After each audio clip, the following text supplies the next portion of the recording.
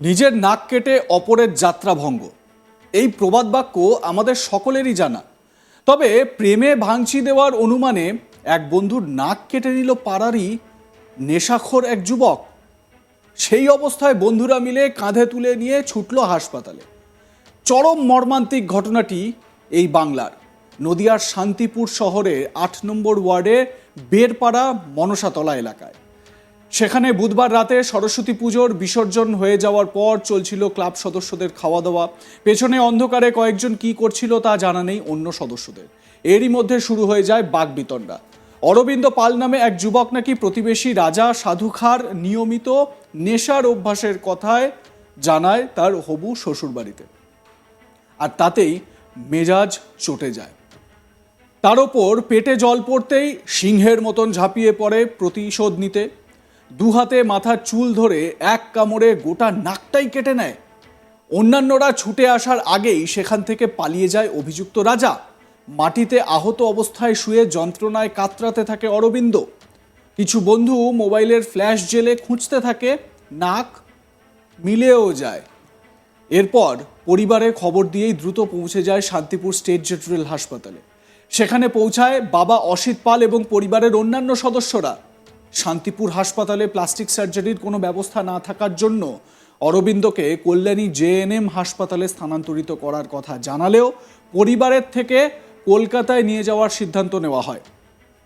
অরবিন্দের বাবা অসিত পাল কি বলছেন ছেলের এই অবস্থা দেখে, শুনুন। নাকটা যে কেটে গেছে, কিভাবে কাটা গেছে নাকটা? দাঁত দিয়ে টেনে ছিঁড়ে দিয়েছে। হ্যাঁ হ্যাঁ, দাঁত দিয়ে টেনে ছিঁড়ে দিয়েছে। দাঁত দিয়ে টেনে ছিঁড়ে দিয়েছে? কে ছিঁড়ে দিয়েছে? ওই রাজা সাধু।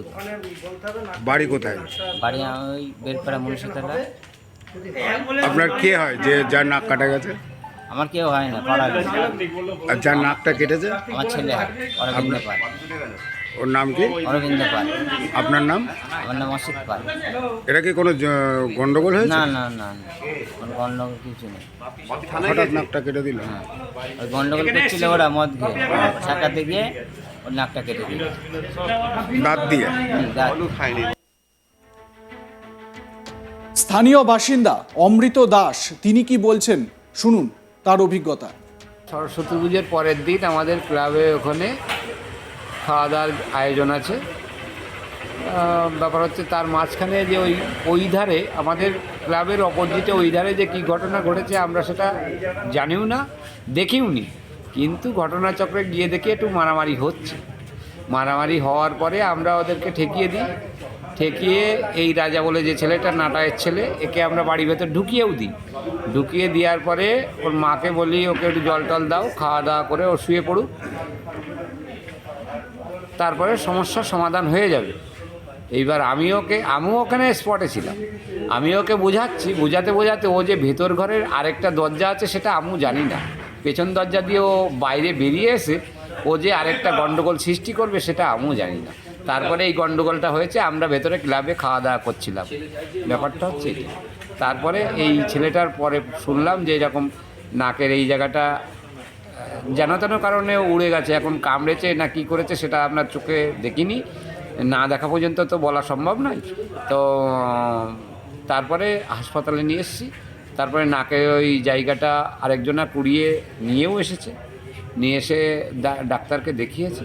দেখানোর পরে ডাক্তার বলেছেন এখানে হবে না, কল্যাণী জওহরলালে নিয়ে যান, তারপরে কি হবে ওখানকার সিদ্ধান্ত। ব্যাপারটা হচ্ছে এটা। আপনার থানায় এফআইআর করেছেন? থানায় আমাদের লোকজন মনে হয় সম্ভবত গিয়েছে, আমি সঠিক বলতে পারলাম না, মনে হয় গিয়েছিল। তো এফআইআরটা করেছে কিনা না জেনে আমি আপনাকে। অন্যদিকে পরিবারের সদস্যরা গোটা বিষয়টি পুলিশকে জানিয়েছেন। পরবর্তীতে পাড়ার ছেলেদের সঙ্গে নিয়ে শান্তিপুর থানায় লিখিত অভিযোগ জানানোর কিছুক্ষণের মধ্যেই অভিযুক্ত রাজাকে খুঁজে বের করে এবং তারপর তাকে গ্রেপ্তার করে পুলিশ। তবে কাউন্সিলর প্রতিনিধি সঞ্জয় কর জানান অস্ত্রোপচারের মাধ্যমে নাক জোড়া লাগানো হয়েছে, মানে অপারেশন করা হয়েছে, নাক জোড়া লাগানো হয়েছে। এখন কিছুটা সুস্থ আছে আক্রান্ত এই যুবক। সঞ্জয় কর কি বলছেন শুনুন। গতকাল রাত্রিবেলায় মনসাতলা প্রাঙ্গণে জাগরণী সংঘের সরস্বতী পুজো উপলক্ষে কাল রাতে খাওয়া দাওয়া ব্যাপার ছিল।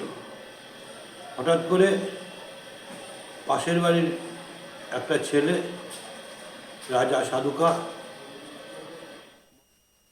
প্রথমে গদাই মালাকার নামে এক ভাজার দোকানদারকে মারধর করে এবং তার কপালে বোধহয় 2-3টি সেলাই পড়ে। তারপর যে সে থানায় কমপ্লেন করে এবং পরবর্তীতে রাজা সাধুকার মা গ্রামের ছেলেপেলেকে ডাকে যে আমার ছেলে মদকে খুব উজ্জ্বলি করছে, অশান্তি সৃষ্টি করছে। তখন ক্লাবের কিছু ছেলেপেলে এসে ওকে ঠেকাতে যায়। সে মতো অবস্থায় রাজা সাধুকা তখন একটা ছেলে নাক কামড়ে দিই। অরবিন্দ পাল, অরবিন্দ পাল, তারও ওখানেই বাড়ি, সবই একই জায়গায়। ওখানেই বাড়ি, রাজা সাধুকার বাড়ির পাশেই বাড়ি। ও ঠেকাতে গেছিল, তখন ওর নাকটা কামড়ে দিক আর কোনো কিছু বাড়ি বাড়ুক এই ঘটনা ঘটায়। সঙ্গে নাকটা কেটে নিচে পড়ে যায় বা খুলে পড়ে যায়। তারপর ওকে ক্লাবের সমস্ত ছেলেপেলে শান্তিপুর হাসপাতালে নিয়ে যায়। তারপর ওখান থেকে ওকে কল্যাণী জওহরলাল হাসপাতালে ট্রান্সফার করা হয়।